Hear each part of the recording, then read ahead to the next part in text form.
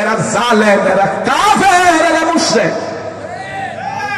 বন্ধুরা আমার, আমার দেশের সংবিধান 300 থেকে 350 কোরআনের আয়াতকে অস্বীকার করে এই কুফরি সংবিধানের পক্ষে ঈমানদাররা থাকতে পারে না।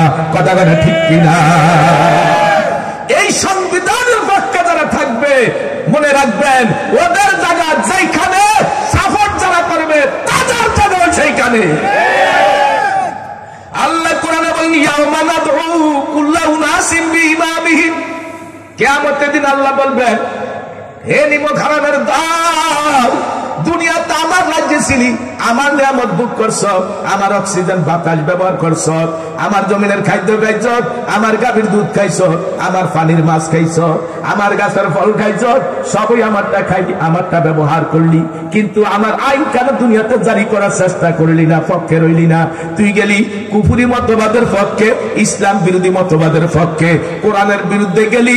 তাদের জায়গা যারা নেতৃত্ব দিছে, যাদের নেতা নেত্রী মানছ, আজকে তাদের জায়গা যেখানে, তোদের জায়গাও সেইখানে। তাদের পিছে পিছে যা, তারা যেই দিকে যায় তোরাও সেই দিকে যা, তখন কত মহাবিপদে পড়তে হবে। কথা কোন ঠিক কিনা? ওই মহাবিপদ থেকে যদি বাঁচতে চাই, আমরা কোরআনের পক্ষে আছি কিনা নাই? আগামী কি বলে এই সময়টা যেন কোরআনের রাজ কায়েম হয়, সংসদে কোরআনের বাতি জ্বালাইতে চাই, সর্ব জায়গায় কোরআনী শাসন চাই। এটা চাই যারা, তারা একটু হাত তুলে আল্লাহ দেখাই, কারা কারা চাই? নারে তাকবীর, নারে তাকবীর।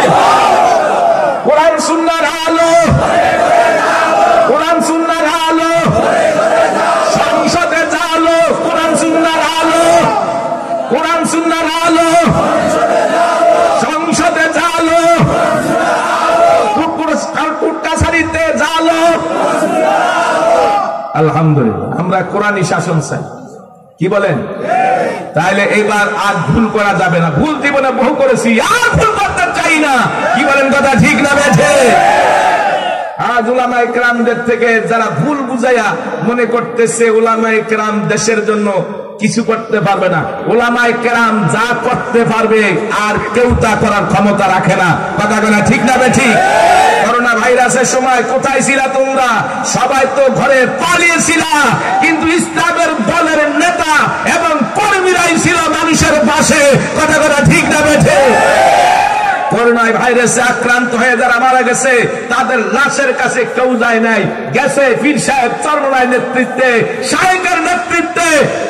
যে সমস্ত মানুষগুলি মারা গেছে তাদের গোসল দিয়েছিল, তাদের কাফন পরিয়েছিল, তাদের জানাজা দিয়েছিল, তাদের দাফন করেছিল। কথা বলা ঠিক না ঠিক? তারা নিজের জীবনের মায়াকে ত্যাগ করে মানবতার পক্ষে এই দৃষ্টান্ত দেখিয়েছে। তারাই পারবে এদেশের মানুষের কিছু করতে। কথা বলা ঠিক না ঠিক? যারা পালাইছে তারা পারবে না। ইসলামী আন্দোলনের লোকেরা, বন্ধুরা আমার, হিন্দুর লাশ পর্যন্ত তাদের শ্মশানে পৌঁছে দিচ্ছে, খ্রিস্টানের লাশ পর্যন্ত মানবতার কারণে তাদের বলে তাদের সেই সমাধিত জায়গা পৌঁছিয়ে দিয়েছে। এবং মুসলমানের প্রায় 300 কাছাকাছি এই চাঁদপুর জেলার ভিতরে আমরা এই করোনা ভাইরাস আক্রান্ত হয়ে যারা মারা গেছে, তাদের গোসল, তাদের জানাজা, তাদের কাফন, তাদের দাফন আমরাই করেছি।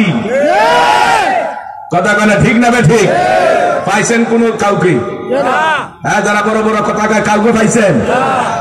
পান নাই যারা, এরা এই দেশের মানুষের কিছু করতে পারে না। যারা মানুষের দরদি, একমাত্র আল্লাহর দরদ, ভালোবাসা, নবীর প্রেম ভালোবাসা যাদের আছে, তারাই মানুষকে ভালোবাসে। কথা বল ঠিক না ঠিক?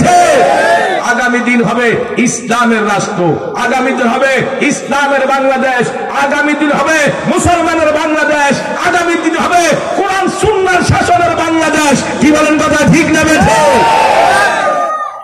সবাই কি একমত? সবাই মুখের কথা না মনের কথা? মুখের কথা জীবনে বহু শুনছি, বহু ওয়াদা শুনছি, আর মুখের কথা বিশ্বাসী না। এবার মন আর মুখ দিন